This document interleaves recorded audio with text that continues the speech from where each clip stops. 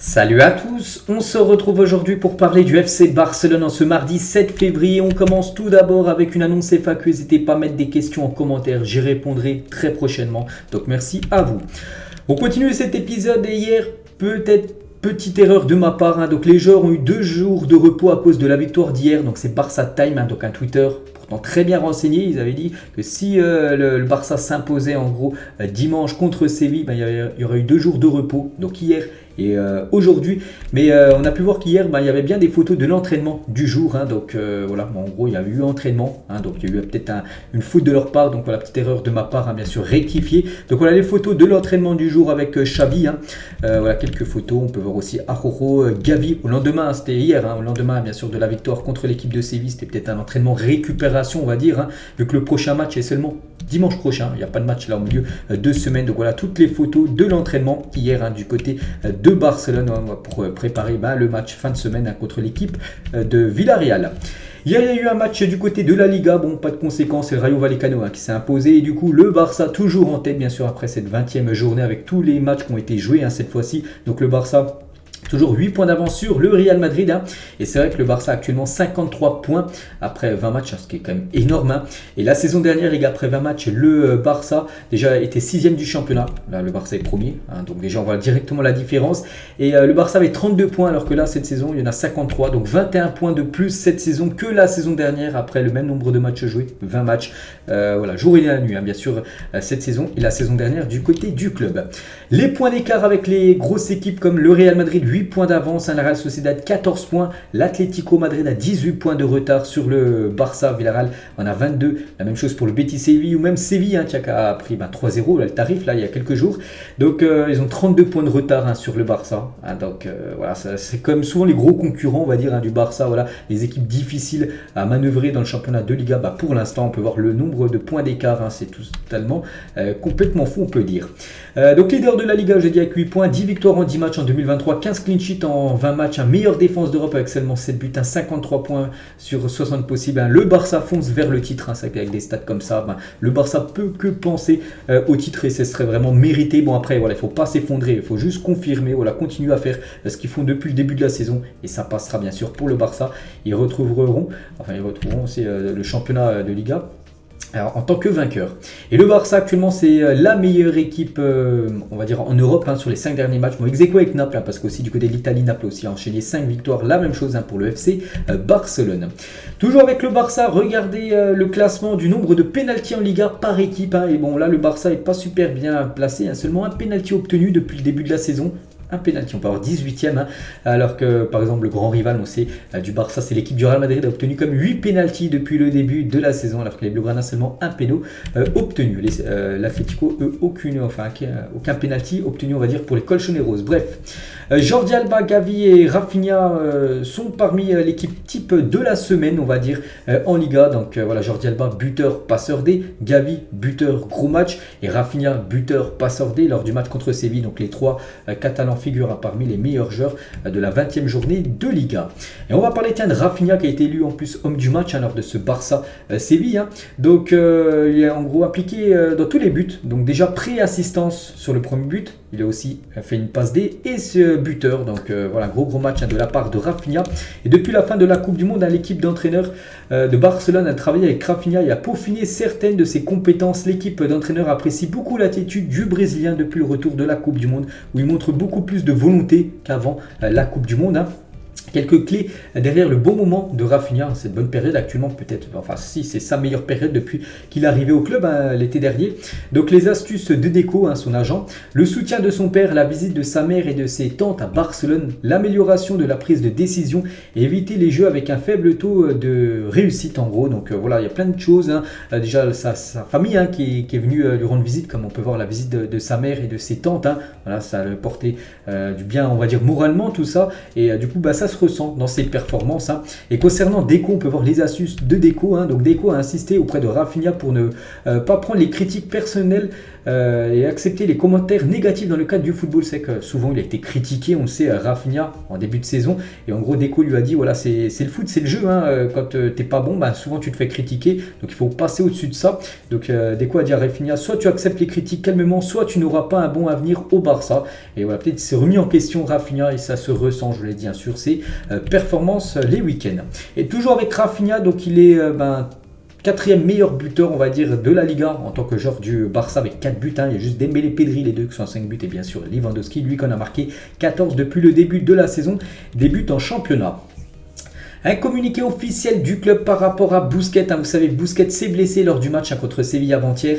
Et du coup, on sait ce qu'il a. Donc, les examens réalisés sur le joueur du FC Barcelone, Sergio Busquets, ont confirmé une entorse du ligament externe de la cheville gauche. La durée de son absence dépendra de son évolution. Mais normalement, quand c'est une entorse du ligament externe de la cheville gauche, c'est à peu près à chaque fois 15, voire 15 jours à peu près en moyenne. Donc, Busquets sera absent pendant 15 jours. Il lui est très difficile d'être disponible pour le match aller contre Manchester United. Mais sa participation n'est pas exclue. C'est pas encore officiel qu'il est forfait, mais voilà, ça va être une question, c'est un contre-la-montre en gros, sa présence ou non. Donc n'oubliez pas, ce match est prévu jeudi prochain, là, pas le jeudi, là je crois que c'est pas jeudi qui arrive, là après-demain, ce sera le jeudi après. Voilà, ce match contre Manchester United. Et pour l'instant, on ne sait pas s'il sera dispo ou non. Il serait bien qu'il soit là, que Xavi puisse remettre ce milieu à 4 qui performe énormément lors des grands rendez-vous. Regardez la une du journal Sport aujourd'hui, donc Cambio des cyclos, en gros changement de cycle en une du journal Sport aujourd'hui. Regardez les meilleurs buteurs cette saison, club plus sélection, et un joueur du Barça y figure. Il est en combien de positions? Il est à 4ème position, c'est Lewandowski. Donc cette saison, club plus sélection nationale, donc Barça plus Pologne. Donc il a joué 31 matchs pour 25 buts, Robert Lewandowski, donc 14 en Liga, le reste a été en Ligue des Champions, en Coupe du Roi, tout ça avec la Pologne. Donc voilà, belle saison, c'est quand même le 4ème meilleur buteur cette saison, toute compétition confondue, l'attaquant polonais.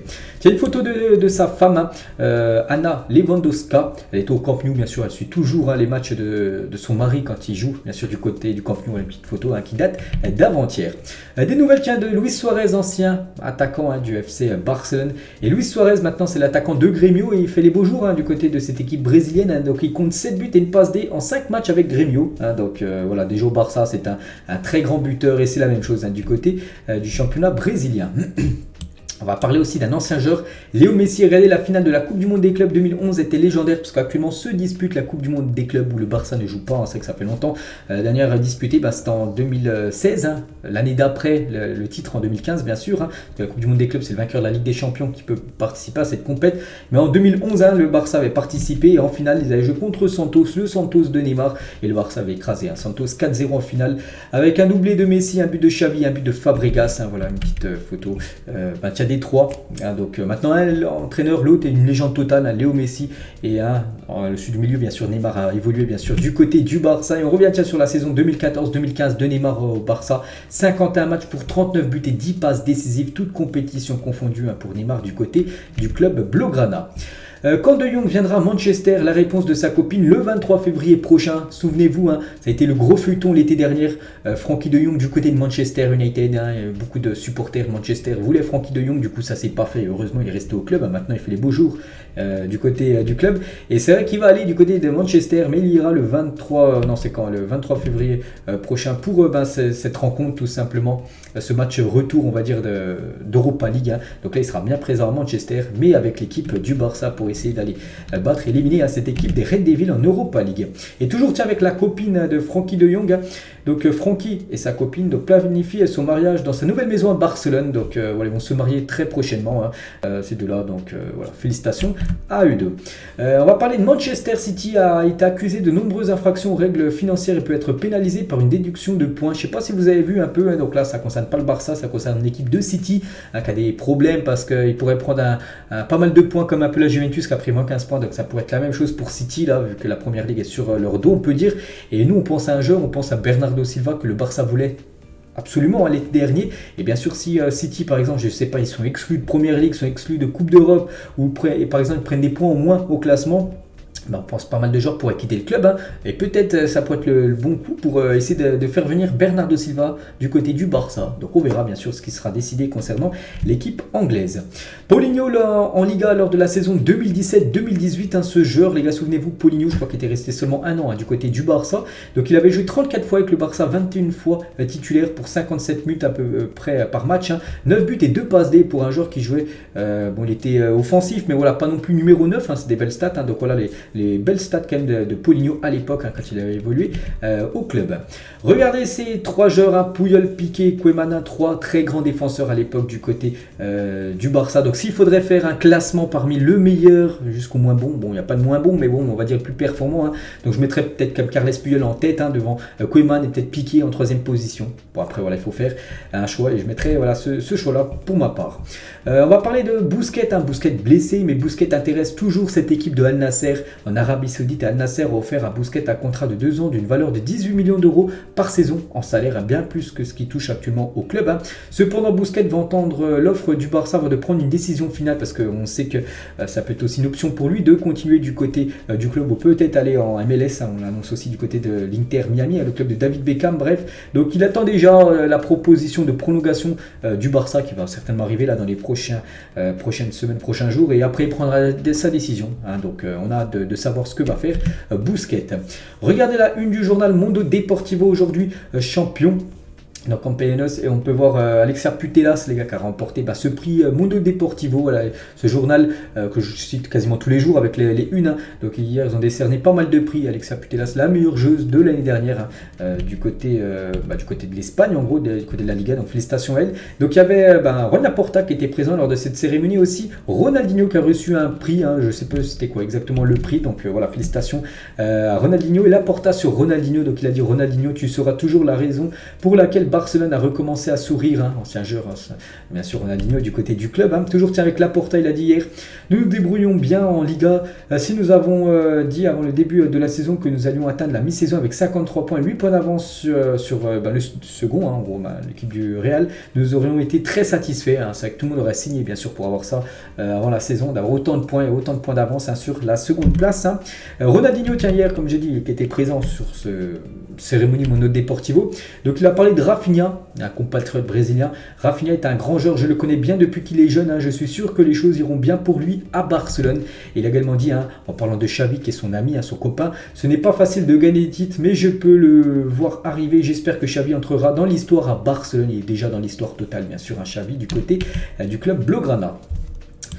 Aujourd'hui, c'est l'anniversaire de Sergi Roberto. Il fête aujourd'hui ses 31 ans. Ce joueur, hein, qui est en fin de contrat, en fin de saison, il pourrait peut-être prolonger vu que c'est un petit salaire, hein, mais voilà, on n'oublie surtout pas, hein, peut-être son moment où ça a été le plus marquant pour lui, hein, son 6e but contre le Paris Saint-Germain lors d'un 8e de finale. Oui, c'était en 8e de finale, le retour de Ligue des Champions, au Camp Nou, hein, cette victoire, cette remontada 6-1, c'est lui qui avait marqué le 6e et dernier but, hein. Des nouvelles de Dani Alves. Donc après avoir rendu visite à Dani Alves en prison, sa femme Juana Sainz a affirmé qu'elle ne laisserait pas tomber son mari accusé de viol et incarcéré à Barcelone. Elle a dit: je ne vais pas le laisser seul dans le pire moment de sa vie, a-t-elle confié, même si elle va annoncer, elle aimerait divorcer avec Dani Alves. Voilà, elle veut quand même lui apporter son soutien pendant cette période, puis après bien sûr elle demandera le divorce, hein. Enfin c'est ce qui avait été dit là depuis quelques jours en provenance de Barcelone. Bref, donc lui il est toujours en prison, hein, du côté de Barcelone. Toujours dès que j'ai des infos concernant l'ancien Blaugrana Dani Alves, hein, je vous dis ça. Regardez les clubs ayant les plus grosses masses salariales au monde, et le Barça quand même, hein, il y a beaucoup de gros salaires, hein, 466 millions d'euros en gros si on cumule tous les salaires du club par an, 466 millions d'euros. C'est pour ça que le Barça doit dégraisser, doit laisser filer quand même des gros contrats. Donc après, bon, il y a deux clubs, hein, qui payent plus leurs joueurs, mais voilà, le Barça c'est quand même 466 millions d'euros, hein, voilà, pour vous dire que les masses salariales est énorme du côté du club. Regardez le FC Barcelone hier, hein, ce qu'ils ont pu mettre, hein, et le Barça bien sûr exprime ses condoléances aux membres de la famille, aux amis de tous ceux qui ont perdu la vie lors du tremblement de terre, hein, qu'il y a eu hier en Turquie et en Syrie, et souhaite un bon rétablissement et à tous les blessés et les personnes touché voilà, par rapport à cette tragédie, ce drame hier du côté de la Turquie, du côté de la Syrie. Et Aroro aussi sur Twitter, il a dit j'envoie toute ma solidarité et souhaite beaucoup de force à tous ceux qui ont été touchés par le tremblement de terre en Turquie, en Syrie, en particulier à ceux qui ont perdu des êtres chers. Donc voilà ce qu'on peut dire bien sûr le club et Aroro par rapport à ce drame qui s'est déroulé hier. Donc voilà les gars, la fin de cet épisode. J'espère que ça vous a plu. On se retrouve dès demain mercredi. On vous parlera de tout ce qui s'est passé de tout de suite là jusqu'à demain. Allez, moi je vous laisse. Bonne journée à vous et à demain.